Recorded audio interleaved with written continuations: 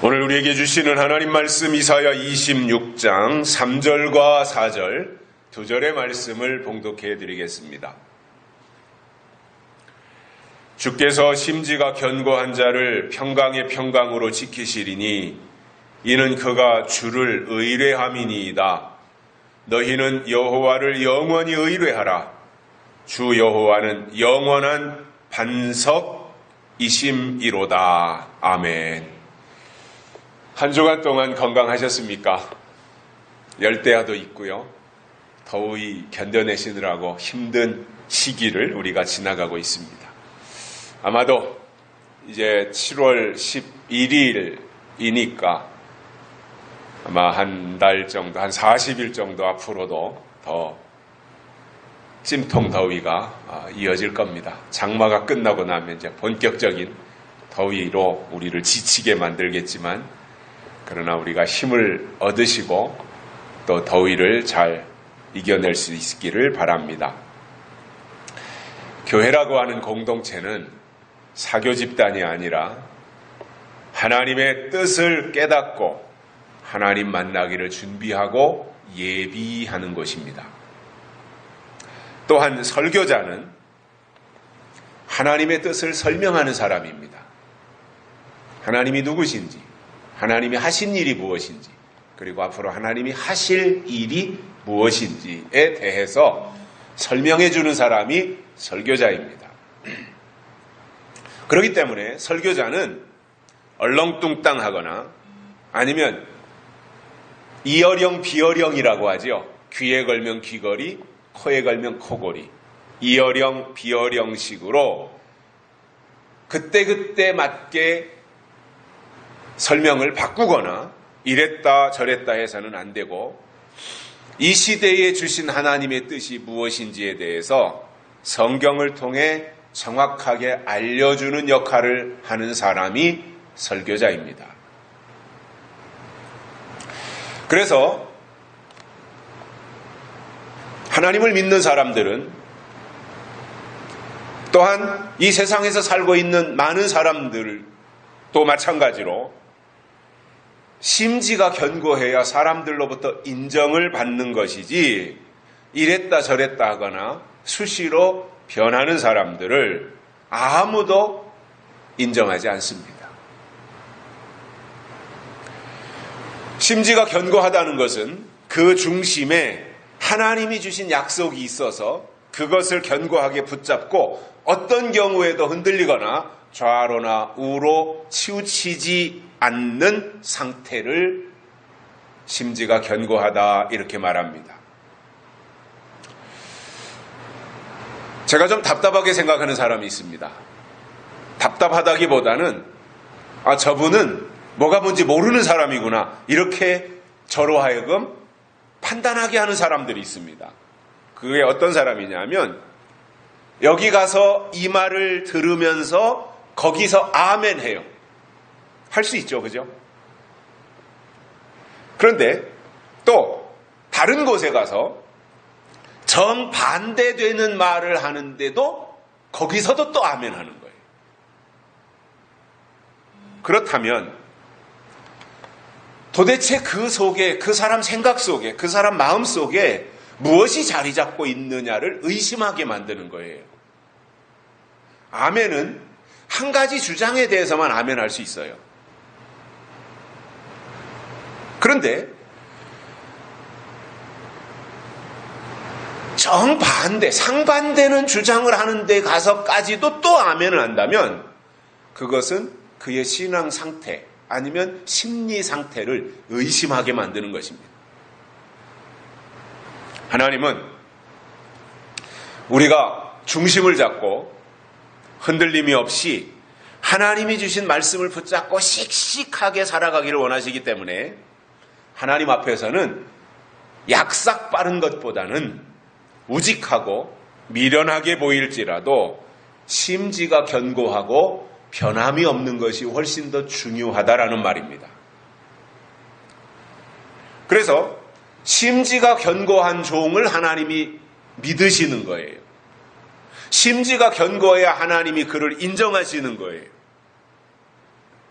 그래서 심지가 견고한 종, 하나님이 이렇게 다루어도 변함이 없고 저렇게 다뤄도 변함이 없고 이 방법 저 방법 하나님이 그를 이렇게 컨트롤해 봐도 전혀 상황에 따라서 변하지 아니하고 그 중심이 곧게 하나님 앞에 가 있다면 하나님이 그를 인정하시고 하나님의 일에 쓰시는 겁니다. 그래서 신앙이라고 하는 것은 심지가 견고해지는 것이고 그렇게 되도록 하나님이 약속의 말씀을 그에게 전달해 주셔서 그 말씀으로 결코 흔들리지 아니하고 마음을 다잡게 하시기 때문에 말씀의 사람이 견고한 사람이고 말씀의 사람이 끝까지 이기는 사람입니다. 그래서 오늘은 심지가 견고한 종에게 하나님이 주실 것이 무엇인지 세 가지를 깨닫고 은혜를 받겠습니다. 첫째로는 평강에 평강을 주신다 이렇게 말씀했습니다. 심지가 견고한 종에게 하나님은 평강에다가 평강을 더해 주신다 이거예요.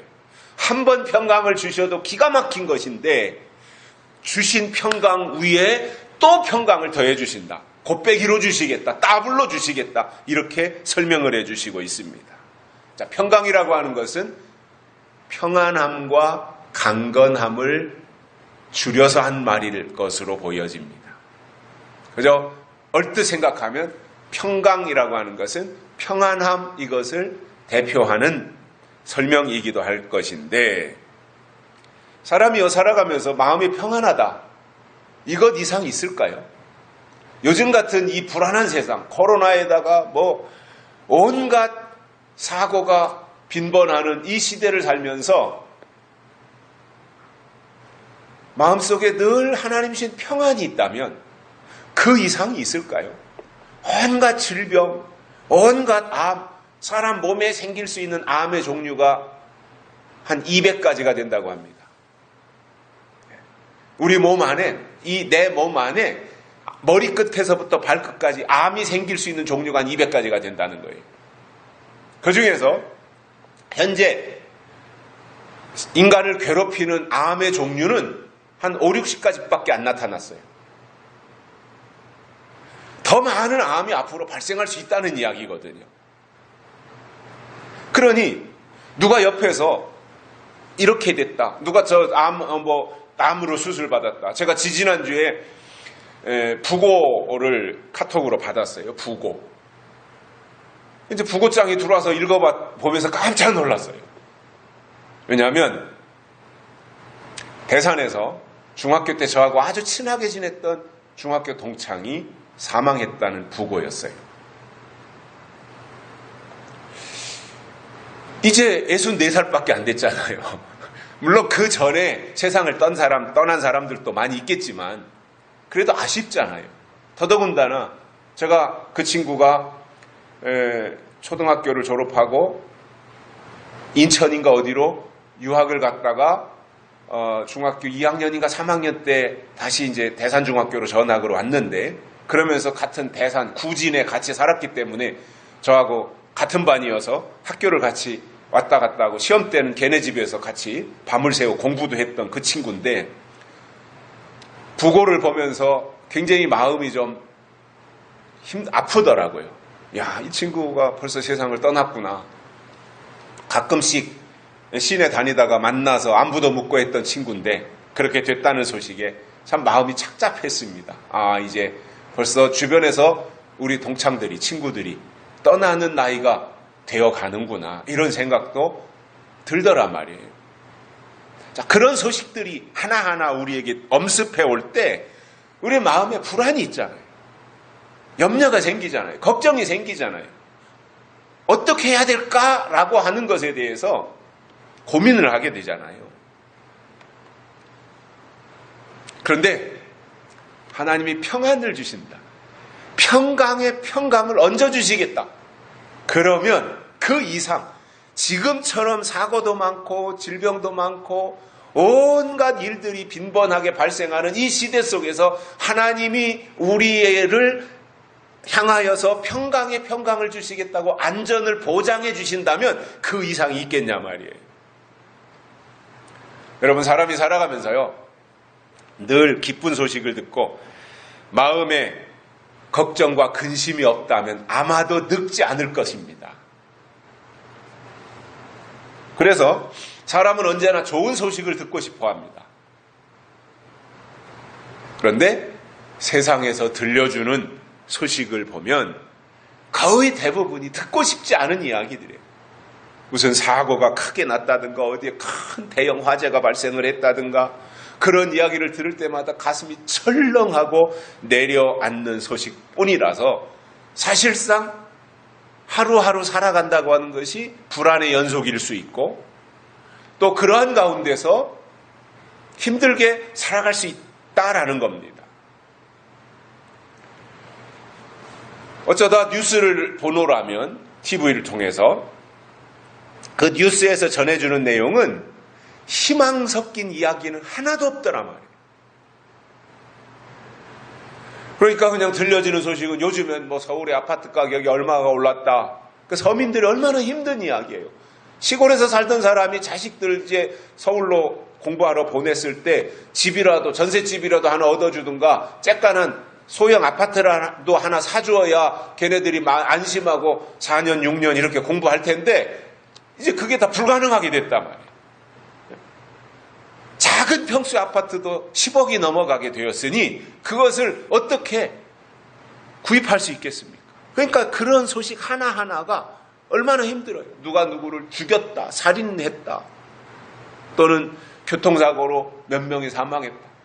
요즘 같은 때는 우리가 한여름인데도 한여름은 사실상 코로나 발생이 좀 적어야 맞아요. 왜냐하면 코로나가 폐렴이잖아요.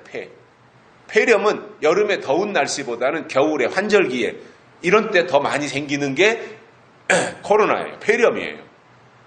그런데 이 한여름인데도 불구하고 우리나라 같은 경우 요즘 1,300명을 웃돌고 있는 이 확진자.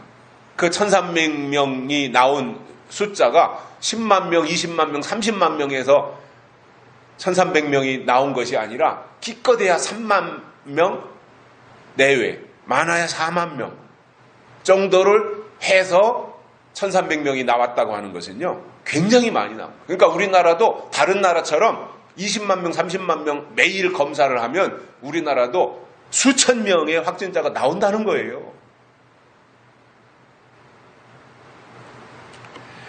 그래서 여러분, 세상으로 나가면 좋은 소식이나 복된 소식은 없습니다.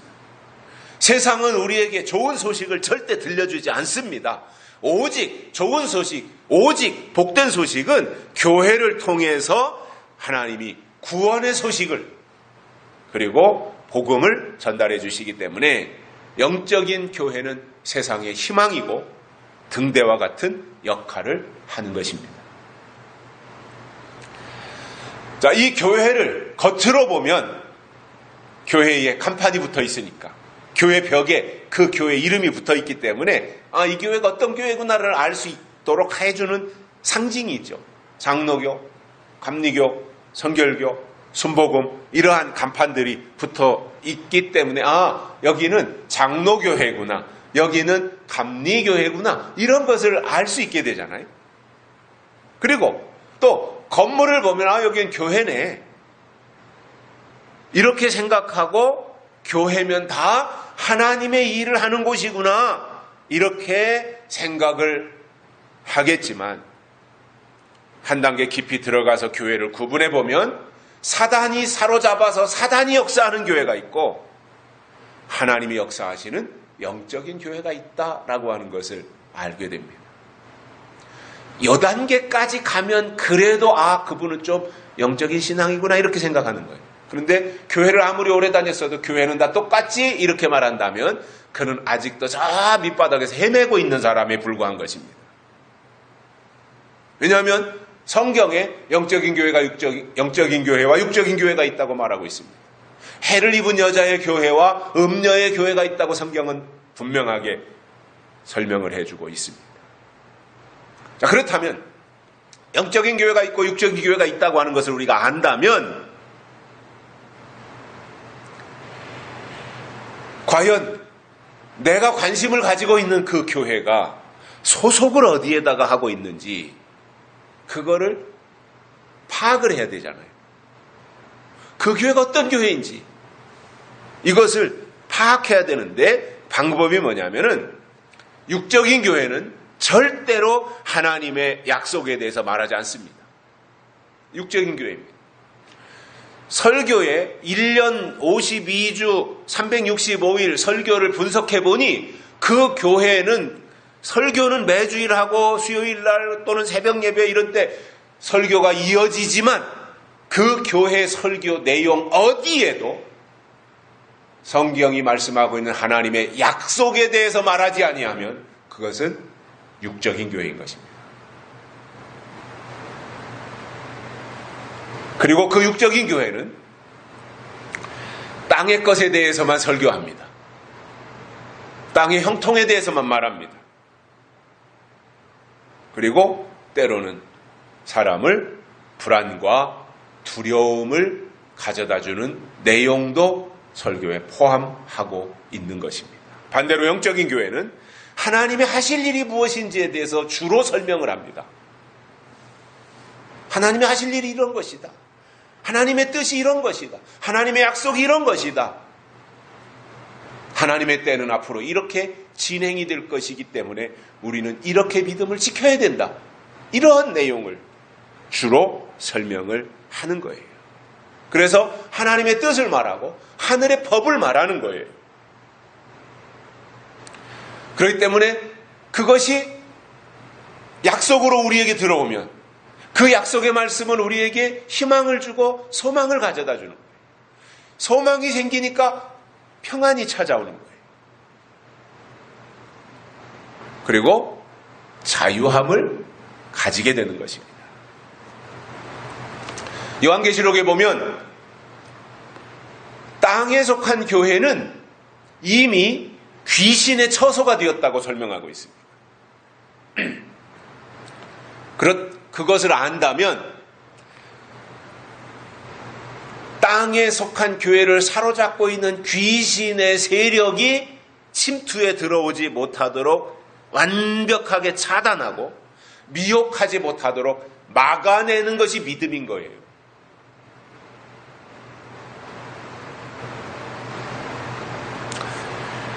빌립보서 4장에 보면 이런 말씀을 바울이 강조했습니다. 아무것도 염려하지 말고 오직 모든 일에 기도와 간구로 너희 구할 것을 감사함으로 하나님께 아뢰라. 그리하면 모든 지각에 뛰어난 하나님의 평강이 너희 마음과 생각을 지키시리라. 이렇게 말씀하고 있습니다. 저는 이것이 하나님의 사람들이 갖춰야 될 신앙의 자세라고 생각을 합니다.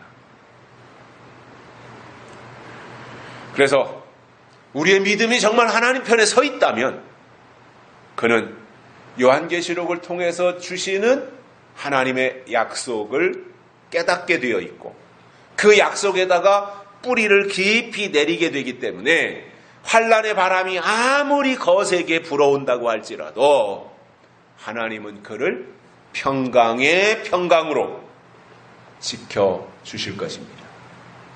두 번째로는 주를 의뢰합니다. 의뢰한다고 하는 것은 온전히 신뢰해서 그분에게 맡기고 의지하는 것이며 이것이 하나님을 향한 우리 믿음의 표현인 것입니다. 하나님을 의지한다고 하는 것. 이것이 우리의 믿음의 표현인 것입니다. 자식이 부모를 의지하듯이 강아지가 자기 애완견이 자기 주인을 의지하듯이 하나님을 그렇게 우리가 신뢰하고 의지해야 된다는 거예요. 단순히 의지하고 기댄다면 그것은 어린아이들도 다 하는 일입니다. 그러나 신뢰하기 때문에 의지한다면 그것은 성숙한 자의 모습일 것입니다. 우리는 하나님의 하나님 되심을 인정하고 하나님을 신뢰하기에 그 하나님을 의뢰하는 이 모습을 갖춰야 될 것입니다. 그래서 하나님을 믿는다고 하는 것은 주일날 교회에 가서 예배에 참석하는 정도가 아닌 겁니다. 그건 당연히 해야 되는 일이고요. 더 나아가서 정말 하나님께 예배를 드렸다면 그 예배를 통해서 하나님의 뜻이 무엇인지 깨달았다면 그는 삶 속에서 구체적으로 하나님을 의뢰하고 하나님을 인정하고 하나님을 신뢰하고 하나님을 의탁하며 살게 되어 있습니다. 그래서 우리가 하나님에 대한 신뢰의 지수를 높이면 높일수록 하나님도 우리를 신뢰하신다는 사실입니다. 가끔씩 제가 설명드리는 내용이 있는데 이런 겁니다. 우리가 하나님을 전폭으로 지지하고 하나님을 전적으로 믿어야 되지만 그러나 더 나아가서 하나님도 우리를 믿으시도록 해야 된다 이겁니다. 내가 하나님을 믿는 것은 간단할 수 있습니다. 하나님 나 하나님 믿어요. 아시지요? 믿습니다. 이렇게 했기 때문에 내가 하나님을 믿는다고 생각할 수 있어요. 착각일 수 있지만. 그런데 더 중요한 것은 뭐예요? 하나님이 나를 믿으시도록 해야 된다라는 거예요. 그게 훨씬 더 고차원적인 방법이고 성숙한 모습이라는 것입니다. 사실 하나님이 우리를 믿으셔야 하나님의 일을 맡기시지 않겠어요? 내가 하나님을 믿습니다 했다고 하나님이 그에게 너 나 믿는구나 알았어 맡길게 하고 맡기는 것이 아니라 하나님을 향해서 믿습니다 했는데 과연 믿는지 안 믿는지 하나님이 진짜로 그를 확인하시고 나서 네가 나를 진짜로 믿는구나 그것을 통해서 하나님의 맡김이 이루어진다는 거잖아요. 하나님이 아브라함을 믿음의 조상으로 삼으시는데 아무것도 안 하고 있는 아브라함, 너 본토 친척 족속 아비집을 떠나라고 할 때 떠났구나.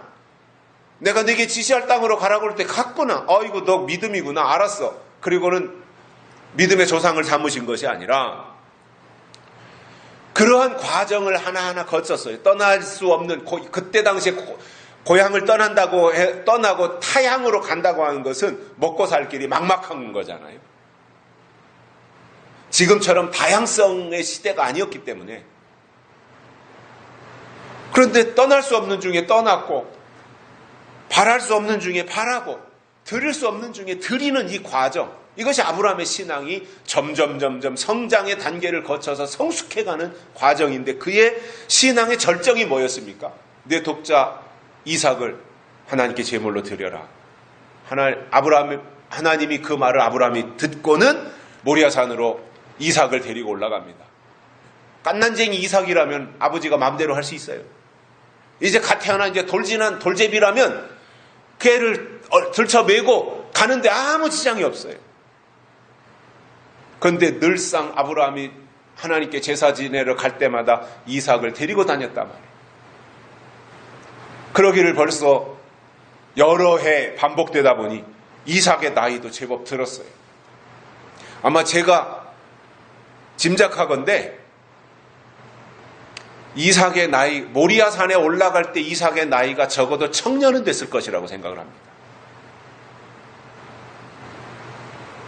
갓난아기가 아니었다는 사실이에요. 그러니까 이삭이 그런 질문을 하잖아요. 아버지, 맨날 다른 때는 제사 지낼 때 그 번제를 드리기 위해서 불태워 드리기 위한 장작을 가지고 다니고 양을 가지고 갔는데 하나님께 제사 드릴 양이 왜 없습니까? 이거를 물어볼 정도가 되었다고 하는 것은 어린애가 아니었다는 거잖아요.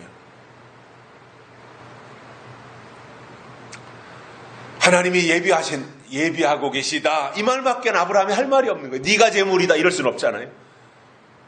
하나님이 예비하셨다. 그러니까 아들 이삭도 그 말을 듣고 모리아산에 올라가서 번제단을 다 만들어 장작으로 다 쌓아놓고 그리고는 그 순간 아브라함이 아들 이삭을 잡아서 결박하고 목에다 칼을 들이대는데 아들 이삭이 아무 저항도 하지 아니하고 있었다고 하는 이 사실이 참 놀라운 거지요. 그 아버지의 그 아들인 거예요. 그때의 하나님께서 아브라함을 급하게 부르시면서 아브라함아 멈춰라. 이제야 내가 내 믿음을 보았노라.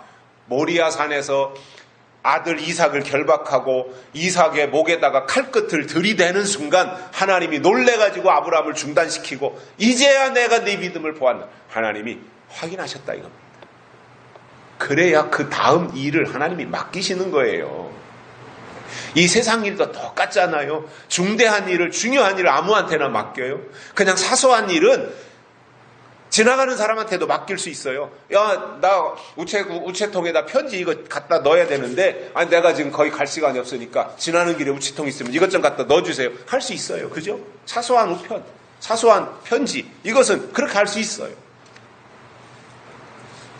그런데 이것이 정말 중요한 문서였고, 이것이 정말 전 재산이 있는 무슨 뭐예요? 그 땅 문서였고, 그렇다 그러면은 이걸 아무한테나 줄 수 있습니까? 검증된 사람, 그것도 아주 쉽고 일을 맡겨도 그르치지 않을 만한 사람이라고 믿음이 가야 그에게 그 일을 맡기지 않겠습니까? 하나님도 저는 똑같다고 봐요. 중요한 일을 중요하지 않은 사람에게 맡길 수가 없는 거예요. 그러니까 이 사람이 어떤 사람이냐를 하나님이 테스트도 하고 확인도 하신 이후에 그 일을 맡기시는데, 그렇기 때문에 성숙해야 되고요. 성숙하다고 하는 것은 내가 하나님을 철저하게 신뢰하고 믿을 뿐만 아니라 하나님도 나를 믿으시도록 그분에게 믿음을 드려야 된다 이겁니다. 보여드려야 된다 그 말인 겁니다. 여러분, 마지막 때가 될수록 우리의 믿음을 흔드는 일이 여러 모양으로 나타나고 있어요. 그러나 하나님의 약속을 굳게 붙잡고 심지가 견고해서 결코 흔들리지 않으면 하나님이 그를 인정하시겠다라는 겁니다. 또 하나, 하나님 중심의 신앙이라고 하는 것, 심지가 견고한 이 신앙이라고 하는 것은, 그런 신앙을 가진 사람들은 나타나는 현상에 집중하지 않아요. 그 속에 담겨진 내용, 즉 본질을 볼 수 있어야 되는 거예요. 그래서 말을 하더라도 현상을 가지고만 말하는 것이 아니라 본질에 대해서 말을 해야 되고, 어떤 대상을 보더라도 그 사람 속에 담겨진 내용을 볼 수 있어야 돼요. 껍데기만 보면은 문제가 생길 수 있어요. 그 속 사람, 내용 또는 본질, 이것을 볼 수 있어야 된다는 거예요. 그러니까 현상만 보면 때로는 그 나타나고 전개되는 상황이 녹록지 않을 수 있고, 보이는 부분, 나타난 부분은 하찮게 보일 수 있고 별스럽지 않을 수 있겠지만, 그 속에 담겨진 것이 하나님의 뜻이고 본질이라면 그것은 끝까지 사수하고 지켜야 될 매우 소중한 것이다 그 말입니다. 다니엘이 바벨론의 포로로 잡혀갔습니다. 그때 그 분위기라고 하는 것은 얼마나 살벌하겠어요. 전쟁 포로로 잡혀갔는데, 상대 적국에서 포로로 잡아왔는데, 잡아온 그쪽에서 다니엘이나 이 세 친구들을 얼마나 함부로 대할 것이며 막 부려먹고 하찮게 생각하지 않겠습니까? 전쟁 포로니까요.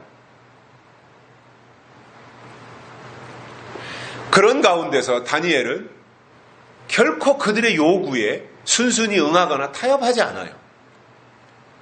어느 날 이러한 일이 벌어졌어요. 다니엘이 보는 앞에서 세 친구 사드락과 메삭과 아벳느고를 결박해서 평소보다 풀무불의 온도를 7배나 더 뜨겁게 해가지고 세 친구를 그 불 속에다가, 풀무불 속에다가 집어 던지는 모습을 본 거예요. 얼마나 끔찍하겠어요. 얼마나 두렵겠어요. 나도 저렇게 되겠구나, 머지않아, 이런 생각을 할 수 있지 않습니까?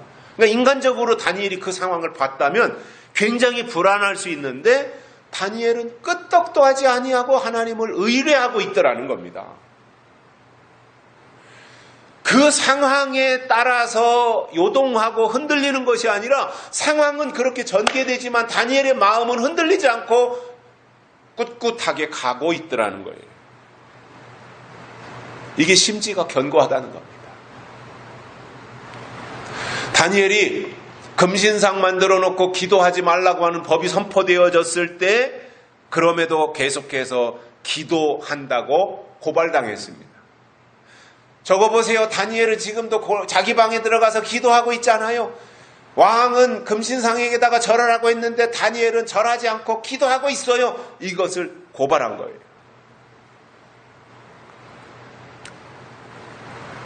그 결과, 기도한 결과 현상만 보면 망한 겁니다. 사자굴로 내려갔기 때문입니다.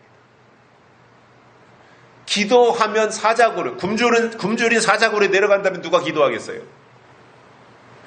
다니엘은 그렇게 될 것을 알고도 기도했다 이겁니다. 이게 위대한 거예요. 내가 기도하면 결과가 어떻게 될 것을 알면서도 다니엘은 하나님과의 약속이 더 중요했기 때문에 기도했고 그 정도로 걱정 없이 하나님을 신뢰하며 살았다 이겁니다. 2010년도 9월 며칠 날로 기억이 되는데 가장 강력한 태풍 곤파스가 이 서해안을 통과해 갔던 적이 있습니다. 그 위력이 대단했었습니다. 그때 우리 교회의 종탑이 자빠졌어요. 그 바람의 저항을 견디지 못하다가 종탑이 자빠져서 다 부사져 버렸습니다. 그리고 이 교회 앞에, 요 옆에는 나중에 진 집이고, 그 옆에, 그러니까 교회 앞에 있는 그 앞에 집이 지붕이 홀라당 날아가 버렸어요. 3층에 있는 지붕이 날아가 버렸어요.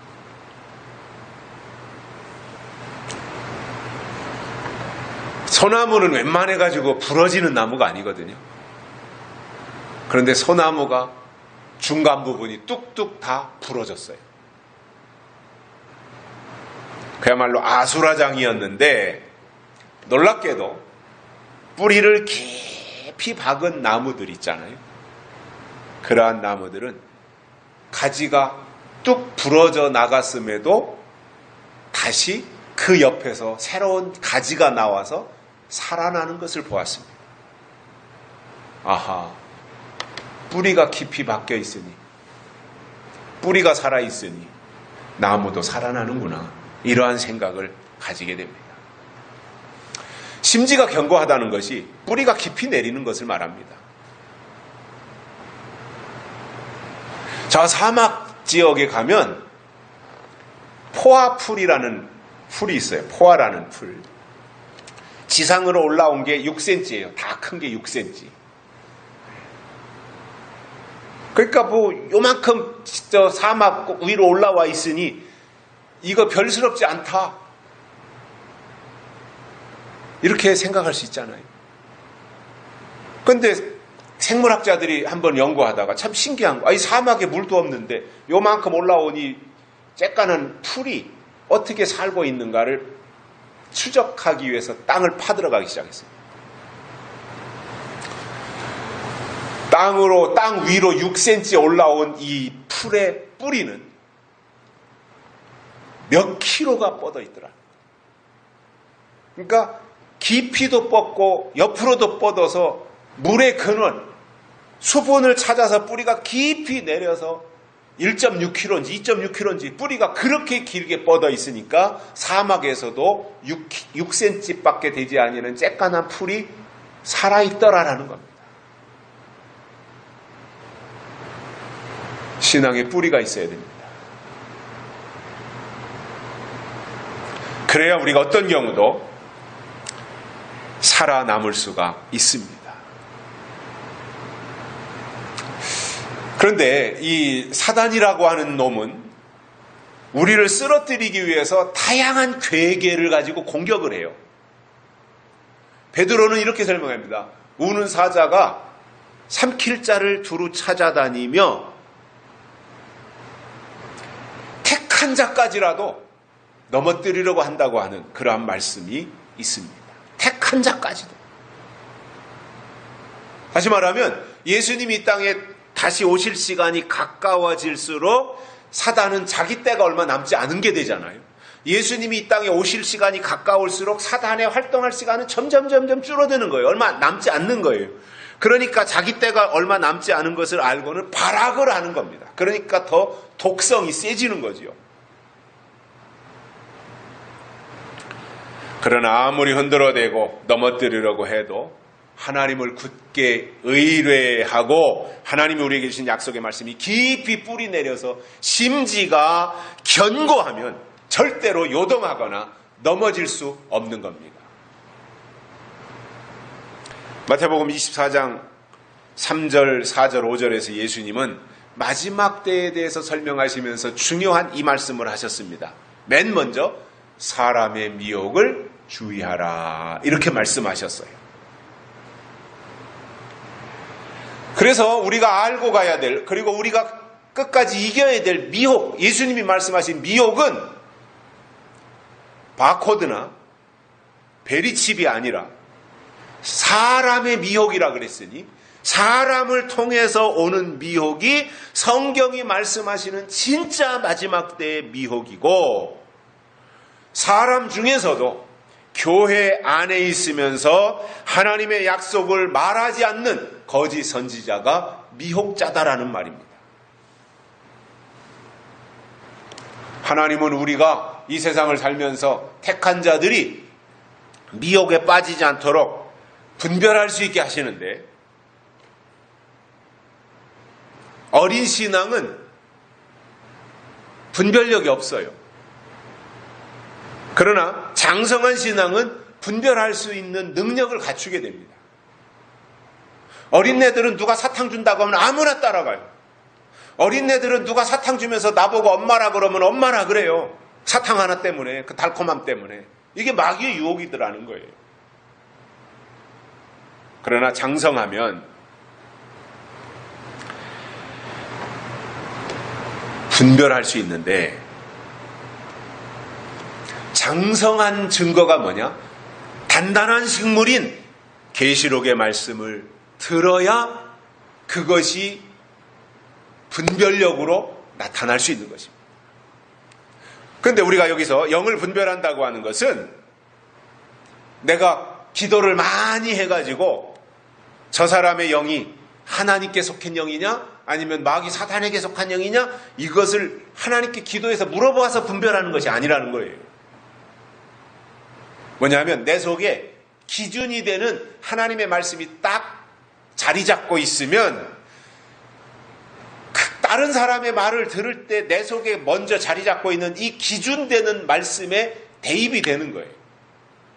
그래서 내 말씀과 저 사람이 하는 말이, 내 속에 있는 말씀과 저 사람이 하는 말이 일치한다? 그러면 저 사람은 하나님께 속한 영이구나 생각하면 되는 것이고, 이렇게 질문하고 저렇게 질문했는데 저 사람이 대답하는 것이 내가 가지고 있는 기준되는 말씀과 전혀 상응하는 얘기만 계속해서 반복하고 있다라고 한다면 그는 하나님의 영이 아니라 세상의 영을 가지고 있다고 하는 증거가 되는 것입니다. 그래서 영분별은 뭐로 하느냐? 그 사람의 말을 들어보면 분별이 되는 거예요. 그래서 심지가 견고한 사람은 하나님을 의뢰하기 때문에 하나님이 그를 지켜주셔서 미혹도 이기고 환난도 이기게 하신다는 것입니다. 세 번째로는 영원한 반석이 되신다라는 겁니다. 우리가 여호와를 의뢰해야 하는 이유가 있습니다. 주 여호와는 영원한 반석이 되시기 때문입니다. 그렇기 때문에 그분을 의뢰하라는 겁니다. 여러분, 하나님이 우리의 반석이시라면 우리는 그 반석 위에 믿음의 집을 지어야 비가 오고 창수가 나더라도 이겨낼 수 있는 거잖아요. 잠언에 보면 사반이라고 하는 우리나라의 토끼 같은 동물이 있습니다. 아주 약한 거지요. 먹이사슬에서 아주 아랫부분에 있으니까 늘 잡혀먹기만 하지 누구를 뭐 공격할 줄도 모르는 이 나약한 동물입니다. 사반, 우리나라의 토끼와 비슷한. 그러니까 늘 잡혀먹는 거예요. 그런데 이 사반에게 주신 하나님의 지혜가 있어요. 뭐냐면 강한 자를 알아보는 거예요. 그래서 나는 약한데 강한 바위를 알아보고, 사반이 집을 어디다 짓냐면은 바위 틈바구 속에다가 집을 짓고 산다는 겁니다. 나는 약한데 강한 바위로부터 나를 지켜달라 이겁니다. 나를 지켜준다 이겁니다. 이게 사반의 지혜입니다. 여러분, 우리는 약합니다. 그러나 반석 대신 그리스도 안에 있으면 그분이 강하기 때문에 강한 그분이 우리를 지켜주신다라는 약속을 해주시는 거예요. 그래서 반석 위에 집을 지으면 어떠한 환난도 이겨낼 수 있고, 반석 안에 거하면 어떤 미혹도 이겨낼 수 있기 때문에 이것이 심지가 견고하다고 하는 말이 되는 것입니다. 그래서 우리가 나가서 때로는 사람을 붙잡고 전도를 한다고 하는 것은 그 사람 속에 자리 잡고 있는 세상의 여러 사상들을 깨뜨리고 하나님의 사상을 주입해서 개조시키는 게 전도예요. 그 사람이 그동안 가지고 있던 생각을 바꿔놓는 거예요. 고쳐주는 거예요. 사고의 체계를 전환시켜주는 거예요. 신본주의로 바꿔주는 것이 전도예요. 그런데 여러분, 사상이 무서운 것은요, 어떤 종류든지 그 사람 속에 그 사상이 들어가면 그의 삶을 지배하는 거예요. 그 사상이 그의 삶을 사로잡는 거예요. 그리고 사상이라고 하는 것은, 이념이라고 하는 것은 참 무서워요. 정치적으로도 보면 우파와 좌파의 그 사상이 완전히 달라요.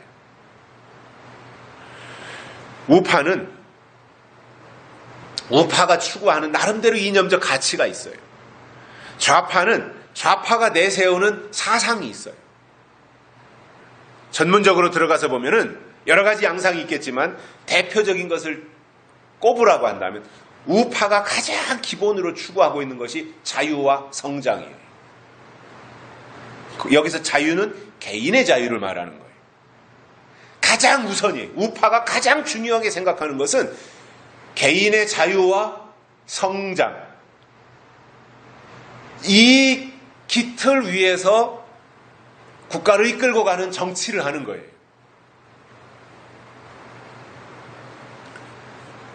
그런데 좌파는 통제해요. 개인의 자유를 통제해요. 이렇게 하지 말아라, 저렇게 하지 말아라, 그러면 안 된다, 그러면은 감옥에 가두겠다, 이렇게 겁박을 하고. 이게 이제 좌파들이에요. 그리고 좌파는 분배를 우선합니다. 우파가 성장을 우선한다면 좌파는 분배를 우선시하는 거예요. 가치관이 이렇게 달라요. 이렇게 차이가 나다 보니까 우파가 집권을 하면 자유민주주의와 시장 경제를 강조하게 돼 있어요. 그렇게 굴러가요. 그래서 성장 지향적으로 가는 거예요. 그런데 좌파 정부가 들어서면 소득주도 성장, 그리고 복지, 이런 것을 통해서 퍼주기에 치중하는 거예요. 성장 없는 퍼주기가 됩니까? 그것도 완전히 그 생각이 잘못된 거지요. 소득주도 성장이 되는 거냐 말이에요. 그런데 그 사람들, 좌파적 사고를 가진 사람들은 그게 맞다라고 생각하는 거예요. 그 사상이 무너지지를 않는 거예요. 저는 우파도 필요하고 좌파도 필요하고, 우파와 좌파가 서로 견제하면서 보완해서 균형을 이루면 나라가 발전하는 방향으로 나가겠지만, 유럽이나 미국이나 이런 선진국도 다 우파가 있고 좌파가 있어서 그들이 견제하고 균형을 이루면서 국가 발전을 꾀하잖아요. 그런데 우리나라 같은 경우는 그렇지를 못해서 아쉬운 거예요. 안타까운 거예요. 문재인 정부처럼 아예 우파 쪽은 적폐라고 몰아붙여가지고 적폐 청산한다 그래가지고 우파는 다 잡아가둬 버리고, 그리고 좌파 일색으로 국가를 경영하다 보니까 공정이라고 하는 것은 말뿐이에요.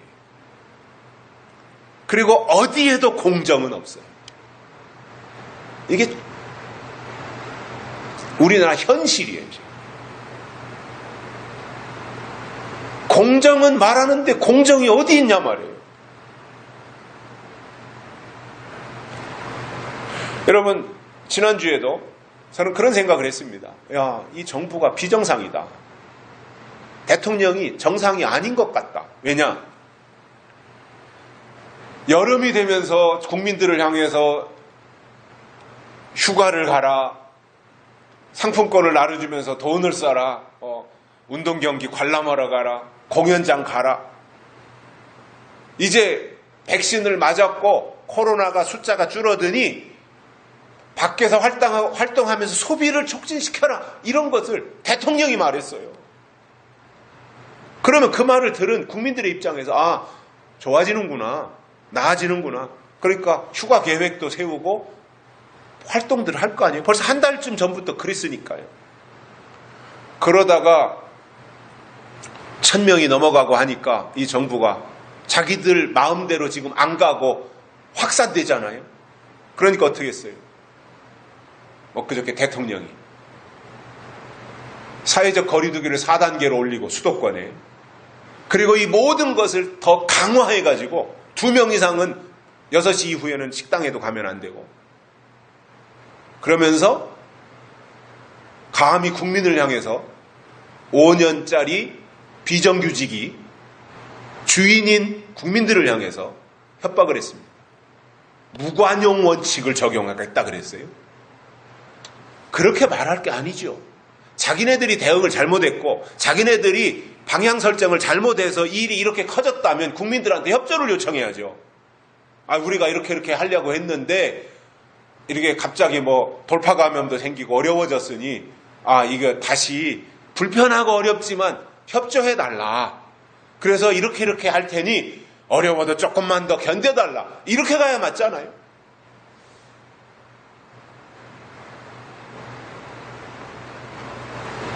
그리고 전 정권들을 적폐로 몰아서 무너뜨렸으면 자기들은 깨끗해야 돼요. 그래야 논리가 맞잖아요. 그래야. 그런데 부정부패도 과거 정권 이렇게 많았던 적이 없어요. 태양광이니 여러 구석구석에서. 그리고는 자기네들이 이제 살아남기 위해서 말로는 검찰개혁이다 갖다 붙여놓고 실제로는 검찰개혁이 아니라 검찰을 축소시키고 검찰의 수사권을 아예 없애버리는 방향으로 가고 왔던 거예요. 그래서 자기들의 잘못을 건드리지 말아라 이겁니다. 잘못한 건 있는데 검찰이 우리 건드리지 마 이거예요. 그래서 검찰을 완전히 수사권을 박탈시켜서 경찰한테 줘버리고 검찰은 유명무실한 조직으로 만들어 버리는 거잖아요, 지금. 그러다 보니 국가의 방향이 이상하게 가는 거예요.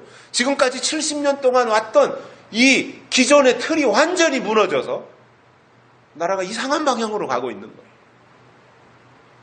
특히 이번 정부는 좌파 중에서도 완전히 주사파 정부이다 보니까 노골적으로 사회주의를 표방하고 있습니다.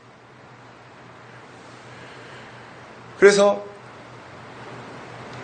자유민주주의의 이념과 가치와 사상을 무너뜨리고 있다라는 겁니다. 또 하나의 문제는 이슬람의 문제입니다. 우리나라에도 지금 이슬람이 구석구석에 많이 들어와 있는데 처음에는 착한 얼굴로 들어와요. 종교의 탈을 쓰고 종교를 가지고 들어와서 그들의 특징이 뭐예요? 하루에 5번씩 기도하는 거예요. 그러니까 그들이 종교를 가지고 그렇게 기도하니까 종교의 자유가 있다고 해가지고 그들에게도 기도할 수 있는 공간을 제공해 주기를 시작했어요, 우리나라가.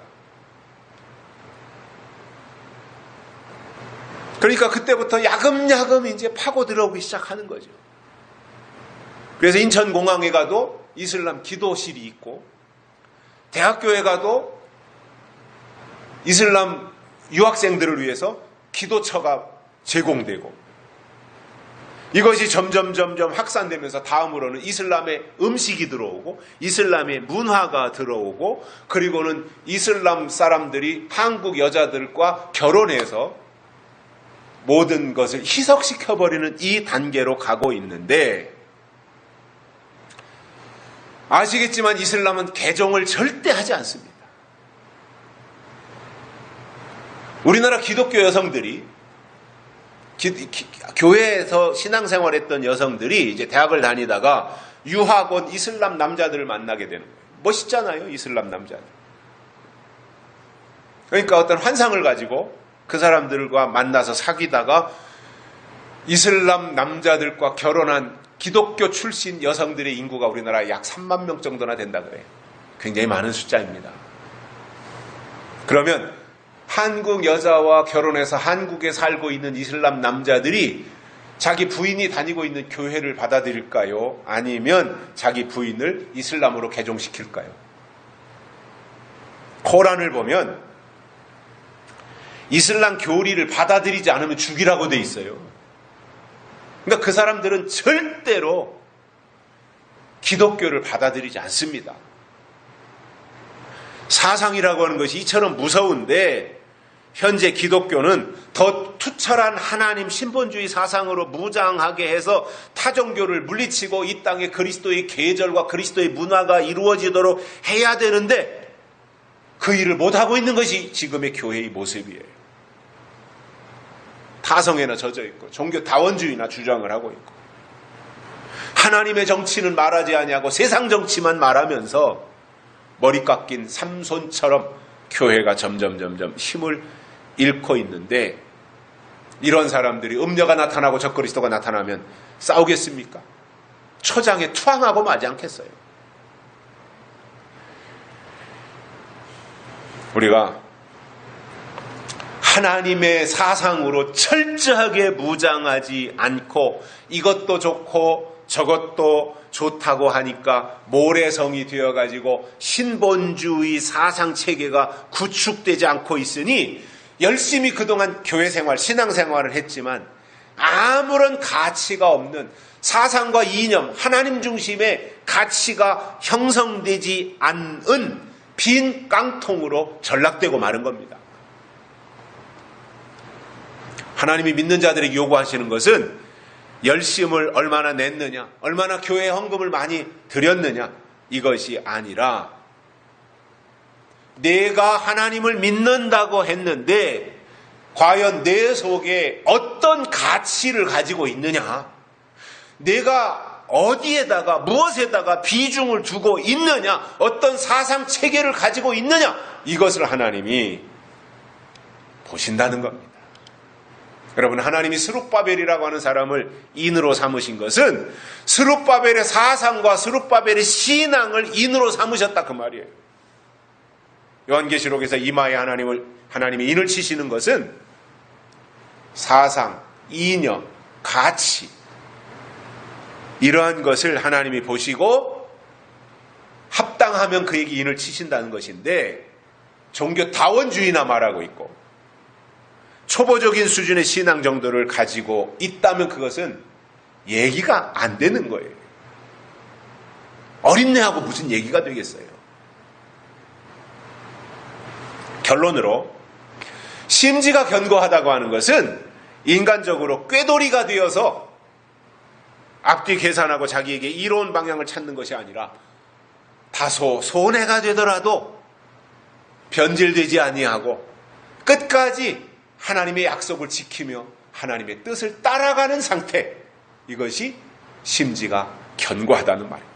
그러한 사람들에게 하나님은 평강에 평강을 주시고 하나님을 의뢰하게 하시며, 그리고 하나님이 그들을 위해서 영원한 반석이 돼 주신다고 하는 이 사실을 깨닫고 언제나 변함없이 하나님이신 약속을 끝까지 지켜내는 믿음의 동역자들이 되시기를 주의 이름으로 축복합니다. 살아계신 하나님 아버지, 감사합니다. 오늘 또 우리를 불러주시고 말씀을 듣게 해주셔서 감사를 드립니다. 주신 말씀과 같이 우리가 심지가 견고한 신앙이 되게 하여 주시고 어떤 경우도 변질되거나 흔들리지 아니하고 하나님만 바라보고 하나님을 의뢰하며 나가는 저희들 되게 해 주옵소서. 다시 오실 예수님의 이름으로 간절히 기도드리옵나이다. 아멘.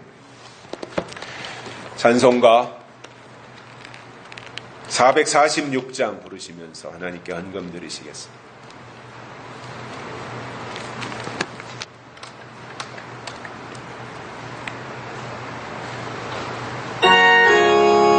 절과 4절 부르시겠습니다.